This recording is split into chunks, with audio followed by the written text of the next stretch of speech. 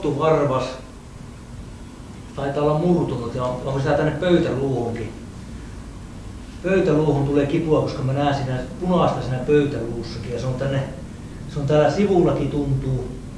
Taitaa niinku, vaikuttaako se kantapäässäkin se kipu. Jeesuksen Kristuksen nimessä mä nuhtelen tätä varpaassa ja tuossa jalkaterässä olevaa, jalkapöydässä olevaa kipua, särkyä, tulehdusta, mikä ikinä siinä onkaan. Mä puhun sille jalkasärylle Jeesuksen Kristuksen nimessä. Ja Jeesuksen Kristuksen nimessä mä käsken jalkaa parantumaan. Jeesuksen nimessä varvas parane, jalkapöytä parane. Jeesuksen Kristuksen nimessä mä käsken kaiken kivun ja tulehduksen lähteä ulos tästä jalasta. Jeesuksen nimessä julistan terveyttä tuon jalan ylle. Terveyttä Jeesuksen Kristuksen nimessä. Olet parannettu. Olet parannettu tuosta jalkavaivasta. Jeesuksen nimessä. Jeesuksen pyhässä nimessä.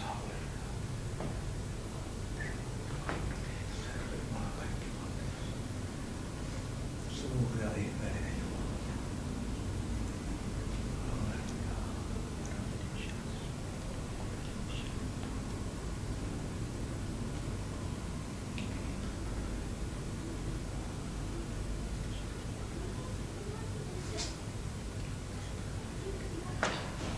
Jollakin on vatsalaukussa ongelmia, kun mä näen semmoista mustaa jonkun vatsalaukussa. Vatsalaukku kai se on semmoinen tämä muuta. Mä en tiedä oikeita nimityksiä, mutta Herra tietää. Niin. Mä luulen, että tää on vatsalaukkuhan tuo kuvasta ja mä uskon, että nimenomaan sillä vatsalaukussa tää on tää vika. Jeesuksen Kristuksen nimessä se musta, mikä on sillä vatsalaukussa ja siellä suolistossa, Jeesuksen Kristuksen nimessä mä käsken sen vatsalaukun ja suolistossa olevan kaiken mustan murtua. Jeesuksen nimessä sairauden valta ulos sieltä. Jeesuksen Kristuksen nimessä mä käsken sairauden valta ulos. Jeesuksen nimessä ulos sieltä. Mä julistan terveyttä sun vatsasi ylle. Pyhän hengen parantavaa voiteluöljyä. Jeesuksen veren parantavaa voittovoimaa julistan tuon vatsan ylle.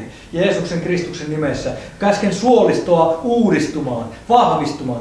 Käsken tuota vatsalaukkua uudistumaan, vahvistumaan. Jeesuksen Kristuksen nimessä.